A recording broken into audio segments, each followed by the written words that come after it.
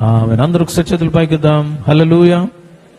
ప్రియులారా, దేవుని యొక్క వాక్యాన్ని ఇక్కడ గమనించినట్లయితే చూడండి, మన ప్రాచీన స్వభావాన్ని వదులుకోవాలి. ప్రాచీన స్వభావం, పురాతన స్వభావం. ఒకప్పుడు అన్యుల వలె నడుచుకున్నాం, ఒకప్పుడు దుర్మార్గుల వలె నడుచుకున్నాం, ఒకప్పుడు అబద్ధాలు ఆడాం, ఒకప్పుడు మోసం చేశాం, ఒకప్పుడు వ్యభిచారం చేశాం, ఒకప్పుడు దేవునికి విరోధమైన కార్యకలాపాలు చేశాం. అయితే యేసయ్య రక్తంలో కడుగుబడ్డ తర్వాత మనం అవన్నీ ఏం చేయాలండి? అవన్నీ వదిలేసాం. 2 కొరింథీ పత్రిక 5వ అధ్యాయం 17వ వచనం సెలవిస్తా ఉంది.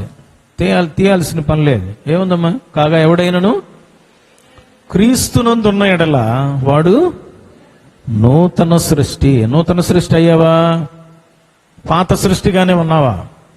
పాత జీవితం, పాత మనిషివేనా? కొత్త మనిషి అయ్యావా? వాక్యం సెలవిస్తాం, ఒకడు క్రొత్తగా జన్మించితేనే గాని అంటున్నాడు యోహాను సువార్త 3వ అధ్యాయంలో నికోదేముతో. క్రొత్త జన్మ అనుభవం వచ్చిందే? క్రొత్త జన్మ ఎట్లా వస్తుందండి? మళ్ళీ పుట్టాలా? కాదు. నీ పాపాలు ఒప్పుకొని యేసునందు విశ్వాసం ఉంచాలి. అందరూ పాపులే ఒకప్పుడు, అర్థమైందండి? పాపాన్ని ఏం చేయాలా? దాచిపెట్టుకోకూడదు కదా. గత వారం కూడా అదే చూసాం. అతిక్రమం దాచిపెట్టువాడు వర్ధిల్లుడు, డెవలప్ కాడు. కానీ వాటిని ఒప్పుకొని విడిచిపెట్టేవాడు కనికరం పొందుతాడంట. కాబట్టి ప్రియులారా, తప్పులు సహజం, కానీ తప్పులను ఒప్పుకుంటున్నావా? తప్పుడు జీవితాన్ని ఆపేస్తున్నావా? ప్రభు దగ్గరికి వచ్చి క్షమాపణ అడుగుతున్నావా? అది ఇంపార్టెంట్. ఆదాము హవ్వలు కూడా బ్లండర్ చేశారు, దేవుని ఉద్దేశాన్ని కాలు రాశారు. మరి తప్పు ఒప్పుకున్నారా? ప్రభువే వచ్చి అడిగితే కూడా ఒకళ్ళ మీద ఒకళ్ళు నిందలేసుకున్నారు. సో ఈ రోజున ప్రభు అంటున్నాడు, నీ యొక్క తప్పిదాన్ని ఒప్పుకొని విడిచిపెట్టావా? విడిచిపెట్టి నాలో కొనసాగుతున్నావా? వాక్యంలో కొనసాగుతున్నావా? సహవాసంలో ఉన్నావా? ప్రభు ఇది కోరుతున్నాడు ప్రియులారా. ఇది చాలా ఇంపార్టెంట్ అండి. కనుక ఇక్కడ తెలియపరుస్తున్నాడు, మీ ప్రాచీన స్వభావాన్ని వదులుకొని మీ చిత్త వృత్తి అందు, అంటే మన మనస్సు, మన హృదయం నూతన పరచబడిన వారమై నీతియు యథార్థమైన భక్తియు గలవారై దేవుని పోలికగా సృష్టింపబడిన నవీన స్వభావాన్ని. మన స్వభావం పాప స్వభావమే, కానీ యేసు ప్రభుని నమ్మిన తర్వాత, ఆయన రక్తంలో కడుగుబడ్డ తర్వాత, ఆయన రక్తం మనల్ని మార్చేసింది. మన స్వభావం మారిపోయింది కదండి. త్రూ జీసస్ ఏమైంది? 3 చేంజెస్ వచ్చినాయి కదా. ఒకటి, పాప స్వభావం నుంచి మార్పు, from the nature of sin. పాప స్వభావం నుంచి ప్రభు మార్చాడు మనం పరిశుద్ధ స్వభావం, దేవుని స్వభావంలోని. రెండోది ఏంటంట? పాపం యొక్క మరి శక్తి నుంచి, పవర్ ఆఫ్ సిన్ నుంచి. ప్రియులారా, అర్థమైందండి? పాపం యొక్క స్వభావం నుంచి, పాపం యొక్క శక్తి నుంచి, మరి పాపం యొక్క ఆ స్థితిగతి నుంచి మనలను ప్రభు మార్చేశాడు. మన జీవితాన్ని సపరేట్ చేశాడు. అట్టి నీవు మరి ఈ రోజున అదే స్థితిలో కొనసాగుతున్నావా? ప్రభువులో కొనసాగుతున్నట్లయితే నువ్వు బలలో చేయి వేయటానికి యోగ్యురాలు. మరి ఎందుకండి బలవర్తమానం? డైరెక్ట్గా బలలోకి వెళ్ళిపోవచ్చు కదా అంటే, ఒకవేళ ఎక్కడైనా మనం తప్పులు చేస్తున్నాం, రాంగ్ ప్రాక్టీసెస్ ఉన్నాయా, ఈ బలవర్తమానంలో మనం తప్పులు చేసేవాళ్ళు చేయబాకండి అని నివారించడానికి కాదు ఇది. తప్పులు నువ్వు చేస్తుంటే సరి చేసుకొని, తీర్మానం చేసుకుని, ఒప్పుకొని చెయ్యమని ప్రభు చెప్తున్నాడు. మనం ఆయన యొక్క శరీరంలో, రక్తంలో చెయ్యేస్తేనే మనలో మనం జీవం గలవారంగా ఉంటామని బైబిల్ సెలవిస్తాం యోహాను సువార్త 5వ అధ్యాయంలో. కనుక ప్రియులారా, ఈ సమయంలో మళ్ళీ మనం పరిశీలన చేసుకుందాం. చూడండి, ఒక చిన్న భాగాన్ని మాత్రమే మనం ధ్యానం చేస్తాం. చూడండి, ప్రార్థన చేస్తున్నప్పుడు ప్రభు మరి మన కోసమై నా ముందుకు తీసుకొచ్చినటువంటి మాట ఇక్కడ ఎఫ్సి పత్రిక 4వ అధ్యాయం 24వ వచనంలో ఒక ప్రాముఖ్యమైన మాటను పౌలు గారు రాస్తున్నాడు. నీతియు యథార్థమైన భక్తియు గలవారే అంటున్నాడు. నీతి కావాలంట, భక్తి కావాలంట.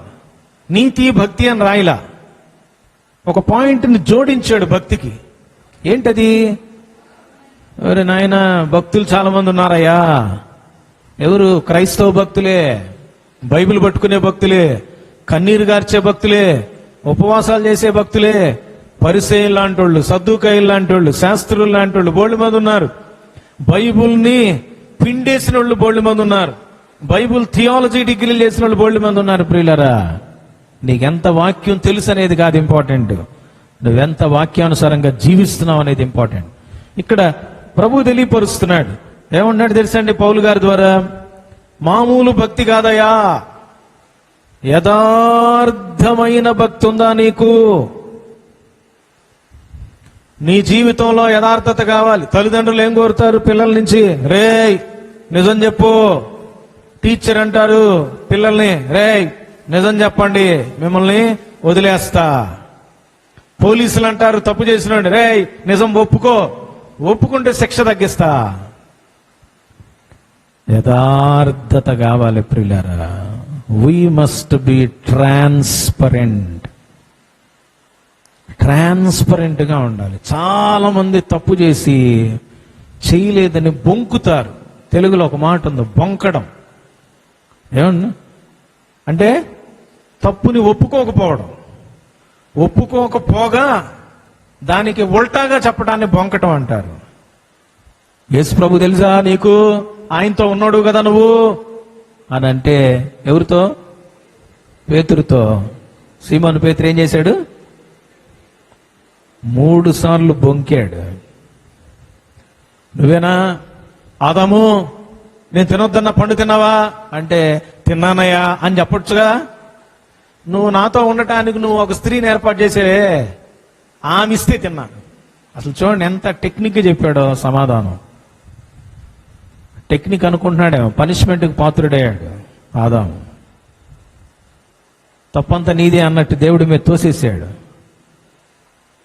ఉదయకాల సమయంలో ప్రియులరా, నీ యథార్థత ఉందా? నీ భక్తి వెనక ఏమండి మరి జీవితం ఎలా ఉంది? యథార్థమైన భక్తేనా, అబద్ధమైన భక్తే? యథార్థమైన విశ్వాసమేనా, అబద్ధమైన విశ్వాసమా? పేరుకు విశ్వాసవే, వెనక మాత్రం అవిశ్వాసివే. పేరుకు రక్షింపబడిన వ్యక్తివే, వెనక మాత్రం ఏమండి రాంగ్ ప్రాక్టీస్ చేసేస్తున్నటువంటి వ్యక్తివిగా ఉన్నావేమో. ఉదయకాల సమయంలో నిన్ను నీవు పరిశీలన చేసుకుంటావా? భక్తుడైనటువంటి పౌలు గారు అంటున్నాడు ఎఫెసీ 4:24 నీతియు యథార్థమైన భక్తియు గలవారై.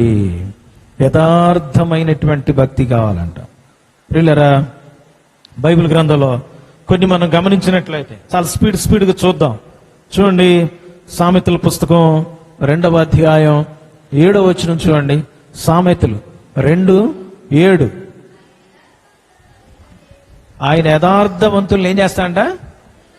వర్ధిల్ల చేస్తాడంట. యథార్థవంతులంట ఆయన డెవలప్ చేస్తాడు, అభివృద్ధిలోనికి తీసుకొని వెళ్తాడు. అదే మాట మరొక చోట ఇంకొక విధంగా ఉంది. సామెతలు 14:11 చదవండి అమ్మా. సామెతలు 14:11. యథార్థవంతుల గుడారం, లేదా ఆ గుడారాన్ని మన భాషలో ఏం చెప్పచ్చు? యథార్థవంతుల ఇల్లు, యథార్థవంతుల కుటుంబం, యథార్థవంతుల జీవితం ఏమవుతుందంటండి? వర్ధిల్లుతుంది. అంటే నా జీవితాల్లో వర్ధిల్లే అనుభవం కావాలి అంటే, నువ్వు వర్ధిల్లాలి అంటే, నీ కుటుంబం వర్ధిల్లాలంటే, నీ బిడ్డలు వర్ధిల్లాలి అంటే, ఓ యవనస్తురాలా నీ జీవితం వర్ధిల్లాలి అంటే, మన యొక్క సంఘం వర్ధిల్లాలి అంటే ఏం కావాలమ్మా? యథార్థత కావాలి. అబద్ధాలాడటం మానేయాలి. ఉన్నట్టుగా ఒప్పుకునే జీవితంలోనికి రావాలి. బొంకే జీవితాన్ని వదిలేసేసేయాలి. వేషధారణ ప్రక్కన పెట్టాలి. కపట జీవితాన్ని ప్రక్కన పెట్టాలి. ఏమండి, ముసుగు తొలగించాలి. You have to remove your mask. అనేక మంది భక్తి ముసుగులో భక్తి చేసేస్తున్నారు ప్రియులారా. ఆ ముసుగును తీసేయాలి. ముసుగును తీసేస్తే అసలు రంగేంటో బయటపడుతుంది. నీ జీవితం ఎలా ఉంది? ఆఫీసులో ఎలా ఉన్నావు? అన్యుల మధ్య ఎలా ఉన్నావు? ఇంట్లో ఎలా ఉన్నావు? చుట్టుప్రక్కల ఎలా ఉన్నావు? సంఘంలో ఎలా ఉన్నావు? అవిశ్వాసుల మధ్య ఎలా ఉన్నావు? ఉద్యోగ బాధ్యతలు నిర్వర్తించేటప్పుడు ఎలా ఉన్నావు? స్టూడెంట్స్తో ఎలా ఉన్నావు? ఫ్రెండ్స్తో ఎలా ఉన్నావు? చాలా మంది ప్రియులారా ముసుగు కప్పుకుంటా ఉంటారు. చర్చికి వచ్చేటప్పుడు ఒక ముసుగు, భక్తి ముసుగు. ఏమండి? కాలేజీకి వెళ్ళేటప్పుడు, స్కూల్కి వెళ్ళేటప్పుడు, ఫ్రెండ్స్ దగ్గర ఉన్నప్పుడు ఏమండి వాళ్ళు వేరే ముసుగులో ఉంటారు. అర్థమైందండి? చెడ్డ మాటలు, భయంకరమైనటువంటి బూతులు. అరే, ఇదే నోటితో ప్రభును స్తుతిస్తున్నారే, మహింపరుస్తున్నారే మందిరంలో, ఇంత చెడ్డ మాటలు వీళ్ళ నోట్లోంచి ఎలా వస్తాయి? ఎలా ఊహించుకోగలం మనం? అసలు తట్టుకోలేం. కొంతమంది జీవితాలను చూసి మనకేమనిపిస్తుంది అంటే అసలు వాళ్ళని చూడలేక చచ్చిపోదాం అనిపిస్తుంది మనకి. అర్థమైందండి?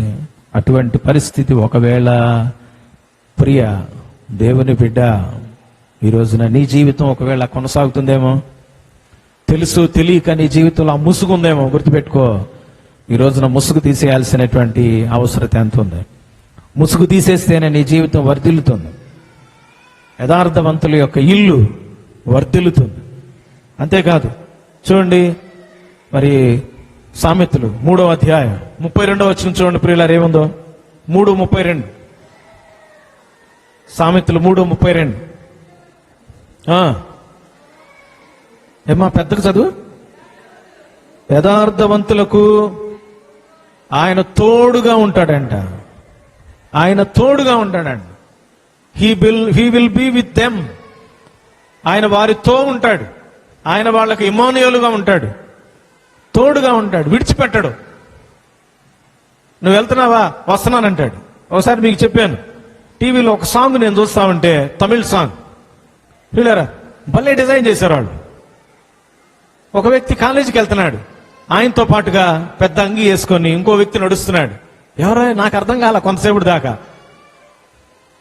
మనిషి పక్కనే వెళ్తున్నాడేమో అనుకున్నా, ఆ వ్యక్తికి తెలియదు అనమాట. తర్వాత ఒక అమ్మాయి ఏదో లవ్ అఫేర్ లో ఫెయిల్ అయిపోయి పైనుంచి కిందకి నీళ్ళలో దూకపోతా ఉంది. ఏమండి? ప్రక్కన ఎవరు ఉన్నారంటే యేసు ప్రభు వారు ఉన్నాడు. ఆయన్ని కన్విన్స్ చేసి ఆపేశాడు. అర్థమైందండి? మనిషి కనపట్లా, ఆత్మరూపకంగా ఏమండి నువ్వు వెళ్ళి ప్రతి చోటకి ఆయన వస్తున్నాడు. నువ్వు వెళ్ళకూడని స్థలాలకు నువ్వు ఎక్కడికి వెళ్తున్నావో అక్కడికి కూడా ఆయన వస్తుంటాడు, చూస్తుంటాడు, బాధపడతా ఉంటాడు. అయ్యో నాయనో వద్దయ్యా వద్దయ్యా అంటుంటాడు. అర్థమైందండి? నువ్వు యథార్థంగా ఉన్నట్లయితే ఆయన తోడుగా ఉండి నేను ఆశీర్వదిస్తాడు. ప్రియులారా, ఆయన బాధ పెట్టే వ్యక్తిగా ఉండదు, ఆయన సంతోష పెట్టే వ్యక్తిగా ఉండాలి. 2వ దినవృత్తాంతాల గ్రంథం 14వ అధ్యాయంలో చూడండి, ఇక్కడ ఒక యథార్థవంతుడిని మనం గమనించవచ్చు. 2వ దినవృత్తాంతముల గ్రంథం ఒక రాజు పొజిషన్లో ఉండి తన జీవితాన్ని ఎలా లీడ్ చేస్తున్నాడో ఒకసారి చూస్తే మన కళ్ళు తిరిగిపోతాయి.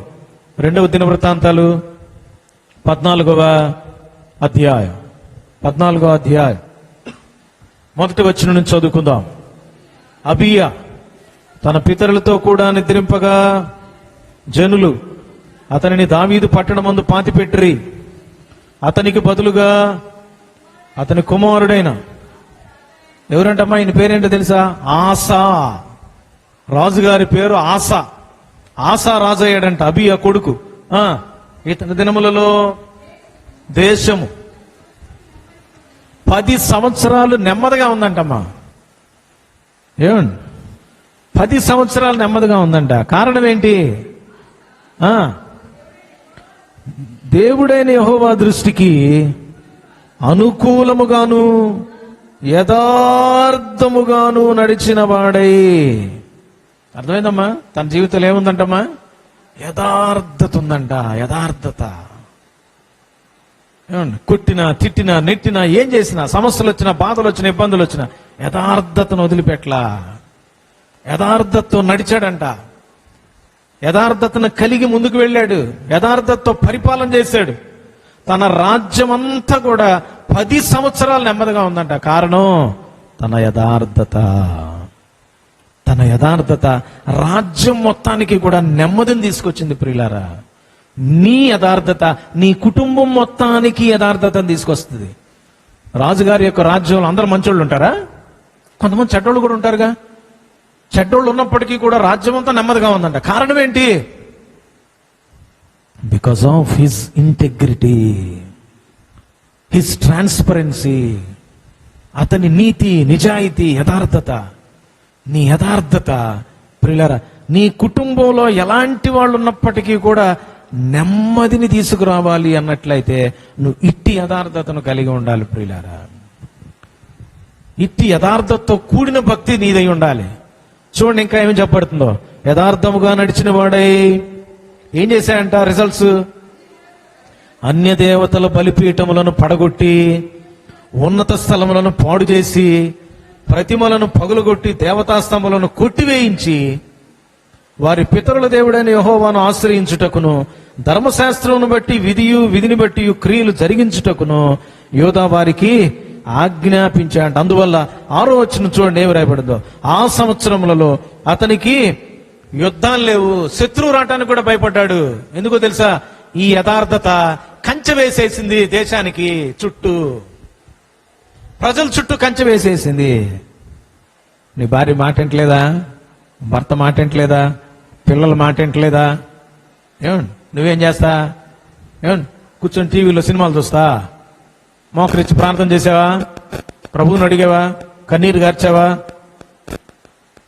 యథార్థంగా ఉంటున్నావా? భక్తి చేస్తున్నావు ఆదివారం వచ్చి. ఏమండి ఆదివారం ఉదయమే బైబిల్ పట్టుకొని వచ్చేది. మిగిలిన 6 రోజులు ఏం పట్టుకుంటున్నారు చేతిలో? అయ్యా మొబైల్, అయ్యా కాస్ట్లీ మొబైల్, అయ్యా 30,000, 40,000, 50,000. దేవుని మందిరంలో వేసినా రూపాయి 10 రూపాయలా?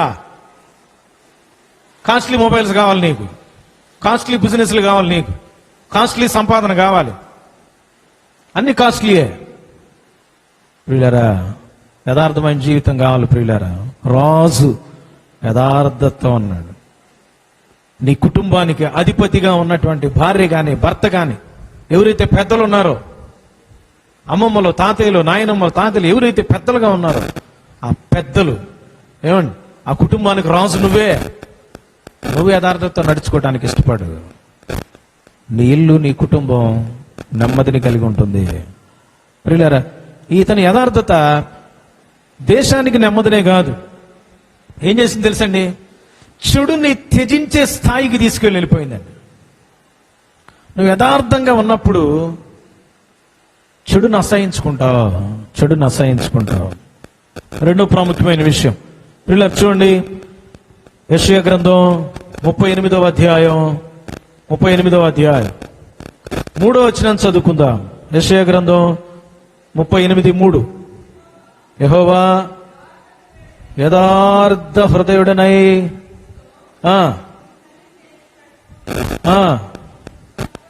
నీ దృష్టికి అనుకూలముగా జరిగించితును,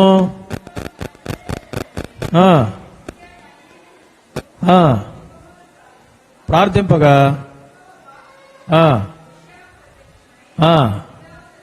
చాలండి ప్రియులారా. 6వ వచనం, ఇంకా 15 సంవత్సరముల ఆయుష్యము నీకు ఇచ్చేదను. హిజ్కియా గురించి మనందరికీ తెలుసు. హిజ్కియా చనిపోవడానికి ప్రణాళిక సిద్ధమైపోయింది. ఎక్కడా? ఏమండి దేవుని దగ్గరే ఆయన ప్రణాళిక సిద్ధమైపోయింది. ఒక భక్తుడు అంటున్నాడు, దేవుని చిత్తాన్ని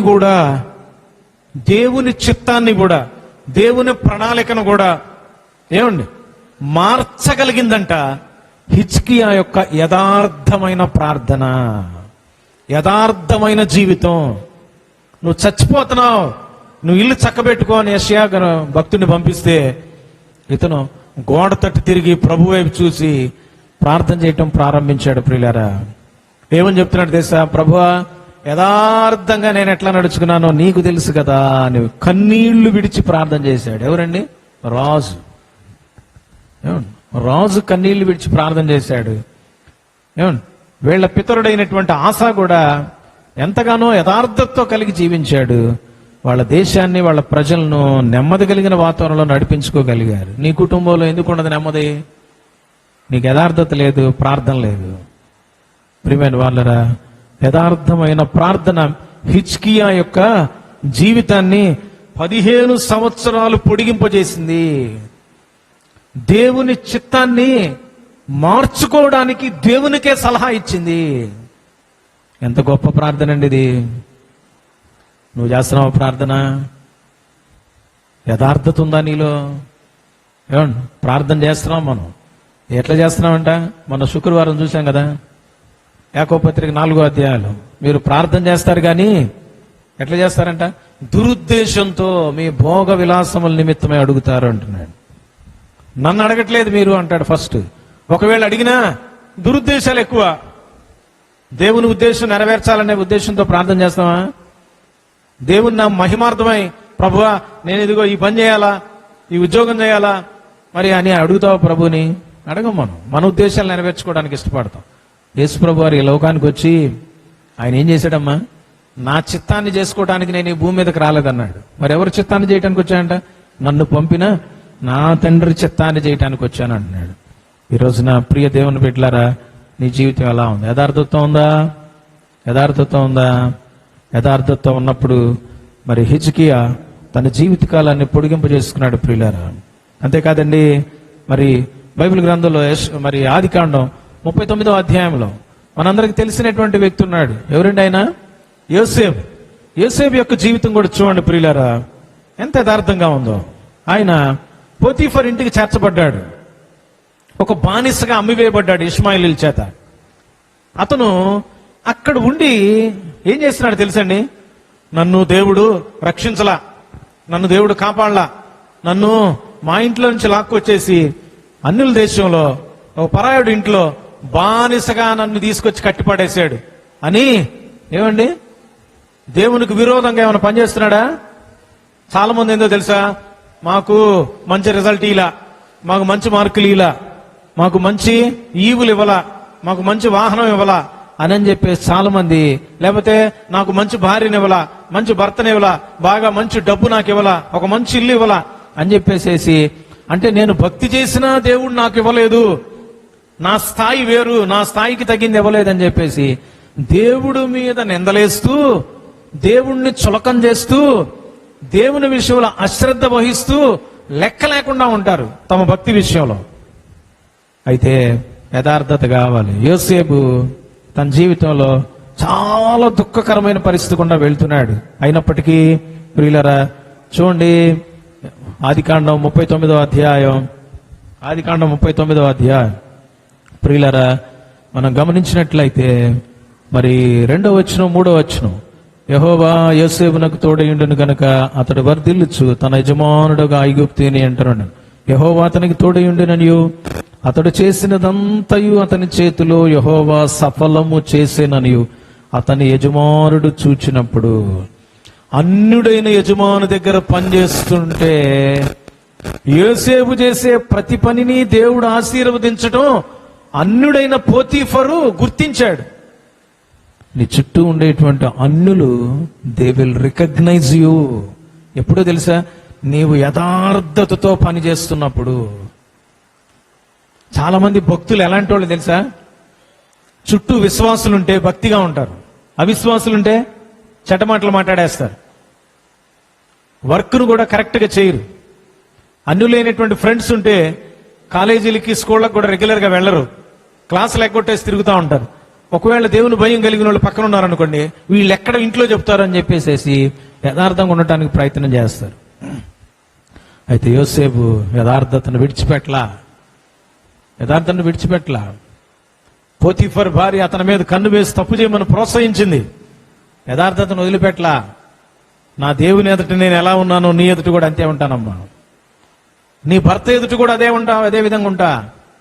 నీ భర్త ఇంటి మొత్తాన్ని నాకు అప్పచెప్పాడు, నిన్ను నాకు అప్పచెప్పలా, ఎందుకంటే నువ్వు ఆయన భార్యవి. ఎంత యథార్థంగా ఉన్నాడండి ఆయన. భార్య నన్ను కోరుకుంటుంది కదా అని తప్పు చేయడానికి దూకాడా ముందుకి? తప్పు చేయటానికి ముందుకెళ్ళిపోవాల ప్రియులారా. ఎంత భయం కలిగి ఉన్నాడు. అక్కడ అంటున్నాడు 39వ అధ్యాయం ప్రియులారా, 39వ అధ్యాయం 9వ వచనం, ఈ ఇంటిలో నాకంటే పైవాడు ఎవడునూ లేడు, నీవు అతని భార్యమైనందున నిన్ను తప్ప మరి దేనిని నాకు అప్పగింపక ఉండలేదు. కాబట్టి నేనెట్లు కాబట్టి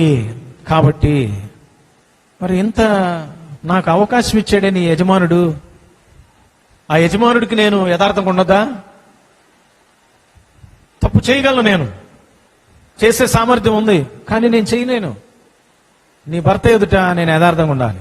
అంతేకాదు నా దేవుని ఎదుట నేను యథార్థంగా ఉంటా అని చెప్తున్నాడు. చూడండి ఏమన్నాడు, కాబట్టి నేనెట్లు ఇంత ఘోరమైన దుష్కార్యం చేసి దేవునికి విరోధంగా పాపము కట్టుకొందునని తన యజమానుని భార్యతో అనెను. 10వ వచనం ఇంకా అద్భుతమైన విషయం మనం చాలాసార్లు చూసాం. దినదినము ఆమె యోసేపుతో మాట్లాడుచుండెను గాని అతడు ఆమెతో శయనించుటకైనను ఆమెతో నుండుటకైనను ఆమె మాట విన్నవాడు. తప్పు సంగతి పక్కన పెడితే ఏమండి, ఆమె మాట వినటానికి కూడా ఇష్టపడలేదంట. అంటే డైలీ ఆమె శోధిస్తా ఉంది. మాటల్లో కూడా తప్పిపోలా, మాటల్లో పడిపోలా. వాళ్ళు ఏదో మాయ మాటలు చెప్పి మా ఫ్రెండ్ సినిమాకి తీసుకెళ్ళాడు. ఎందుకు తీసుకెళ్తాడు మాయ మాటలు చెప్పి? ఆ మాయ మాటలు నువ్వు పడ్డావు. ఏమండి, ఆ అబ్బాయి మాయ మాటలు చెప్పేసి నన్ను బుట్టలో వేసుకున్నాడండి. ఎందుకు బుట్టలో పడతావు నువ్వు? అర్థమైందండి. ప్రియమైనటువంటి దేవుని బిడ్డలారా గమనించండి, దినదినము స్ట్రగులే. Everyday there is a temptation which is tempting you. ప్రతిరోజు కూడా ఏదో ఒక శోధన నిన్ను పట్టి పీడించడానికి, పాపంలో పడవేయడానికి పొంచి ఉంటుంది. పాపం ఏం చేస్తంట? పొంచి ఉంటుందంట. పాపం పగబట్టి ఉంటుంది. జాగ్రత్త. నన్ను వదిలిపెట్టి యేసయ్య దగ్గరికి పోతావా? పగబట్టి ఉన్నాడు సాతానుడు. పాము వలె కాటేస్తాడు. జాగ్రత్త. నీ చుట్టూ ఆయన కంచె వేసుకోవాలి. యథార్థమైనటువంటి కంచె, యథార్థమైన భక్తితో కూడిన కంచె నీ చుట్టూ ఉండాలి. ప్రియులారా అర్థమైందండి. యోసేపు దాన్ని మెయింటైన్ చేశాడు. ఎక్కడ? నీకులాగా నాకులాగా చర్చిలో ఉన్నాడు ఆయన? బైబిల్ ఉందా ఆయన చేతిలో? ప్రార్థన చేసేవాళ్ళు ఉన్నారా నీకు నాకు? ఏమండి, మీ అందరి కోసం నేను ప్రార్థన చేస్తా ఉంటా. నా కోసం మీరు ఎంతమంది చేస్తున్నారు తెలియదు, కానీ మీ అందరి కోసం డైలీ చేస్తుంటా ప్రార్థన. అట్లా యోసేపు కోసం ఎవరు ప్రార్థన చేస్తున్నారు తెలియదు. అన్యుల దేశంలో ఉన్నాడు, పరాయి భాష మాట్లాడే వాళ్ళ దగ్గర ఉన్నాడు. నమ్మకంగా ఉన్నాడు, యథార్థంగా ఉన్నాడు. మనకి ఇన్నున్నప్పటికీ కూడా చర్చికి రండి అంటే 9:30 అంటే 10 అంటే 10:30.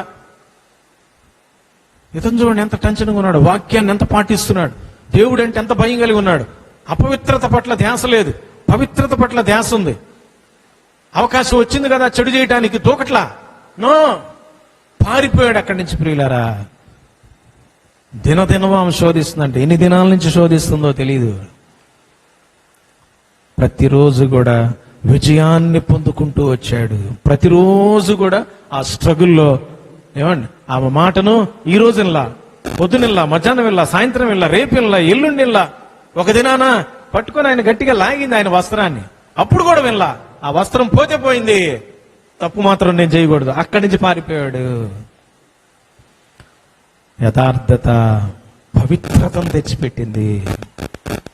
ప్రియులారా యథార్థత ఆసా గారికి దేశం మొత్తానికి నెమ్మదిని తెచ్చిపెడితే, యథార్థత హిజ్కియా గారికి తన యొక్క ఆయుష్యాన్ని పెంచితే, యథార్థత యోసేపుకి పరిశుద్ధతను తెచ్చిపెట్టింది. ఆ పరిశుద్ధత తర్వాత ఏం చేసిందో తెలుసండి? కిరీటాన్ని తెచ్చిపెట్టిందండి ఆ దేశానికి. ఏ దేశంలో అయితే పరాభవించబడ్డాడో, ఏ దేశానికైతే బానిసగా అమ్మబడ్డాడో, ఏ దేశంలో అయితే తన మీద నింద వేసి 2 సంవత్సరాలు జైల్లో వేయించిందో ఆ స్త్రీ, అదే దేశానికి ఏమండి తెలుసండి, ప్రధానమంత్రి కూర్చున్నాడు కిరీటం పెట్టుకొని రాజు పక్కనే. ఎవరెవరైతే ఆయన నిందించారో అందరి తలలు కిందకి దిగిపోయినాయి. వంచుకోవాల్సిన పరిస్థితి వచ్చింది. ప్రియులారా నిజంగా యథార్థత చేసేటువంటి పనులు ఇవి. చివరికి వచ్చేస్తేనే లాస్ట్కి. ప్రియులారా కాబట్టి ఈ రోజున మనం యథార్థంగా ఉందామా? యథార్థంగా ఉందామా? ఎక్కడైతే యథార్థత లోపించిందో సరి చేసుకుందామా? ప్రభువా నన్ను సరిచేయి. చూడండి యోహాను సువార్త 1వ అధ్యాయం, జస్ట్ ఒక 3 వాక్యాలు మీకు చూపించి నేను ముగిస్తా. యోహాను సువార్త 1వ అధ్యాయం ఎవరుంటారమ్మా ఇక్కడ తెలుసా? యోహాను సువార్త 1వ అధ్యాయం 47వ వచనం. 47వ వచనం.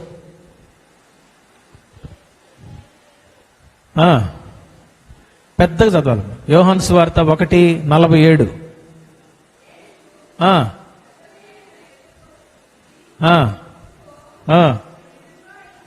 ఇతడు ఎలాంటివాడంట? నిజముగా ఇశ్రాయేలీయుడు. ఇతని యందు కపటము లేనటువంటి ఇశ్రాయేలీయుడు. ఇశ్రాయేలీయులు చాలా మంది ఉన్నారేమో. There are so many Israelites, but this Israelite is different. Who is this? He is nothing but Nathanael. ఈ నతనయేల్ అనేటువంటి వ్యక్తి అంట ఎలాంటి ఇశ్రాయేలీయుడో యేసు ప్రభువారు దానికి ఒక ట్యాగ్ యాడ్ చేశాడు. ఏంటో తెలుసా? నిజంగా ఇశ్రాయేలీయుడయా వీడే. అసలు ఇశ్రాయేలుడు అంటే వీడే. నిక్కచ్చైనటువంటి నిఖార్సైనటువంటి ఇశ్రాయేలీయుడు. నీ గురించిన సాక్ష్యం ఏంటి? నువ్వు నిజమైన విశ్వాసివేనా? నిజమైన భక్తిపరుడువేనా? అంటే యథార్థమైన భక్తి చేసే భక్తిపరుడువేనా? అనగా దొంగ భక్తిపరుడువా? ఎన్నిసార్లు నీ యథార్థతను పక్కన పెట్టి తప్పిపోయావు? మనసును ఒకసారి పరిశీలన చేసుకో. గుండె మీద చేసుకుని పరిశీలన చేయి. ప్రభువా, ఇతరుల ముందు, అన్యుల ముందు, విశ్వాసుల ముందు, పాస్టర్ల ముందు, ఏమండి అనేక మంది ముందు, నీ ముందు ఎన్నోసార్లు అబద్ధాలాడా, తప్పుగా ప్రవర్తించా, లేకపోయినా ఉన్నట్టు నటించా, కపటంతో మాట్లాడా, వేషధారణ చూపించా. నిజమైన విశ్వాసం అనిపించుకునే అర్హతలో నేను లేను, క్షమించు. అడుగుదామా? నతనయేలు గురించి దేవుడు ఇస్తున్న సాక్ష్యం, ఇతడు నిజంగా ఇశ్రాయేలీయుడు. ఎందుకు తెలుసా? ఇతనిలో కపటం లేదయ్యా, కపటం లేదు. చాలా మంది ఇశ్రాయేలీయులు అనగా చాలా మంది ఈరోజు ఇశ్రాయేలీయులు అంటే ఇశ్రాయేలీయులతో సహపౌరులుగా చేసిన నిన్ను నన్ను, విశ్వాసులమైన మనం ఏమండి నిజంగా లేము. అబద్ధపు క్రైస్తవులుగా ఉన్నాం, అబద్ధపు జీవితంతో ఉన్నామేమో. రెండో విషయం ప్రియులారా, చూడండి యోహాను సువార్త 8వ అధ్యాయం. ఈ మాటను చూసి మనం బలను సమీపిస్తాం. యోహాను సువార్త 8వ అధ్యాయం 31వ వచనం. 31వ వచనం. కాబట్టి యేసు తన్ను నమ్మిన యూదులతో, మీరు నా వాక్యమందు నిలిచిన వారైతే నిజముగా నాకు శిష్యులై ఉండి, ఎంత గొప్ప మాట వేసే మాట్లాడుతున్నాడు తెలుసండి. తను నమ్మినటువంటి యూదులతో చెప్తున్నాడండి. నమ్మిన యూదులతో చెప్తున్నాడు, నమ్మనోళ్ళతో చెప్పట్లా.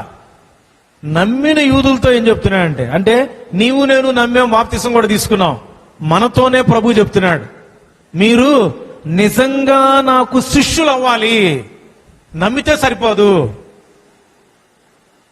నమ్మి స్టైల్గా బైబిల్ ఊపుకుంటూ వచ్చేస్తా, నేను నా ఇష్టం వచ్చినప్పుడు వస్తా, 10ంటికి 11 గంటలకి 12 గంటలకి, లెక్కలేనట్టుగా ఉంటా, కుదిరితే వస్తా లేకపోతే రాను, ఉద్యోగాలకు మాత్రం రెగ్యులర్గా పోతా, డబ్బు బాగా సంపాదించుకుంటా, కూడబెట్టుకుంటా, బిల్డింగ్లు కట్టుకుంటా అని నువ్వు అనుకున్నావు ప్రణాళికలు వేసుకొని. కానీ ప్రభు సంతోషించడంట. ఏమంటాడంటే, తనను నమ్మిన యూదులతోనే, నమ్మనోళ్ళతో చెప్పట్లా, నమ్మినోడితోనే చెప్తున్నాడు. రే బాబు, నమ్మారు బానే ఉంది, ఇప్పుడు మీరు నిజంగా నాకు శిష్యులు అవ్వాలి అన్నట్లయితే ఏం చేయాలంట బాబు? జాన్ ఏముందాడా? అక్కడేం రాసింది చూడండి. నిజముగా శిష్యులు అవ్వాలంటే కాదు, వాక్యముందు నిలిచిన వారై అనే మాట రాయబడుతుంది ప్రియులారా. ఎవరైతే వాక్యముందు నిలిచి ఉంటారో, వాక్యాన్ని నమ్మి వదిలేసేవాళ్ళు కాదు, వాక్యంలో పోతుకుపోవాల నీ యొక్క జీవితం. నా యందు మీరును, మీ యందు నా మాటల్లో నిలిచి ఉండిన ఎడల కదండి, నా యందు నిలిచి ఉండుడి. యోహాను 15:4 ఏమంటున్నాడు? మీ యందు నేనును నిలిచుంటా. కాబట్టి దేవుని యందు, దేవుని వాక్యమందు ఎవరైతే నిలిచి ఉంటారో, ఎన్నిసార్లు తప్పిపోయావు? ఎన్నిసార్లు ఎక్కడొక మాట అక్కడొక మాట, ఎక్కడొక్కాలు అక్కడొక్కాలు, 2 పడవల మీద, కొంతమంది 4 పడవల మీద, కొంతమంది 10 పడవల మీద కాళ్ళు వేసేరేమో. 2 నాలుకల ధోరణి, మందిరంలో ఒక మాట, బయట ఇంకో మాట. అర్థమైందండి? వాక్యమందు నిలిచిన వారైతే నాకు నిజంగా శిష్యులు అవుతారన్నాడు. అంటే వాక్యంలో ఎవరైతే నిలవరో వాళ్ళు శిష్యులే. వాళ్ళు నిజమైన శిష్యులు కాదు, అబద్ధపు శిష్యులు. అవి నిజమైన నోట్లు కాదు. ఏంటంట? నిజం నోట్లాగే ఉంటది. దాన్ని పరిశీలనగా చూస్తే, పరిశోధిస్తే అబద్ధపు నోటు అని తెలిసిపోద్ది. అర్థమైందండి? అబద్ధపు ముసుగులో ఉన్నామేమో. ఆ అబద్ధాన్ని తీసే ఈ రోజున ముసుగును తీసేస్తాను ప్రభువా, యోగ్యంగా బల్లలో చేయి వేస్తా, మీకోసం జీవిస్తా, మీకోసం మరణిస్తా, చచ్చిపోయేంత వరకు నీకు సాక్షిగా ఉంటా అని మనల్ని అప్పచెప్పుకుందామా? యథార్థతను ఎక్కడ విడిచిపెట్టేసావు? ఈ రోజు నుంచి భర్త విషయంలో, భార్య విషయంలో, పిల్లల విషయంలో, అన్నుల విషయంలో, పరాయి పురుషుల విషయంలో, పరాయి స్త్రీల విషయంలో, ఏమండి, స్నేహితుల విషయంలో, ఏమండి, మరి ముఖ్యంగా దేవా నీ విషయంలో నేను యథార్థంగా ఉంటా. నేను ఫెయిల్ అయిపోయాను, మన్నించు. అయితే ఈరోజు నేను I'm taking a decision. I want to be a real Christian. I want to be a real Jew. I want to be a real Israelite. I want to be a real disciple. నీ నిజమైన శిష్యుడిగా నేను ఉంటాను ప్రభువా. నీ వాక్యంలో నన్ను నిలుపు, కపటాన్ని తీసివేయి. నిజమైన ఇశ్రాయేలీయుడని ఏ విధంగా నువ్వు నతనీయుల గురించి సాక్ష్యం ఇచ్చావో అట్టి సాక్ష్యం నాకు కూడా కావాలి అని మనం ప్రభుని మరి వేడుకుందామా? కళ్ళు వంచుదాం ప్రియులరా. ఒక్క క్షణం మనల్ని మనం నిజంగా పరిశీలన చేసుకుందాం. దేవుని వాక్యం మన ఎదుటికి వచ్చి ఉంటుండగా మనల్ని మనం పరిశీలన చేసుకుందాం.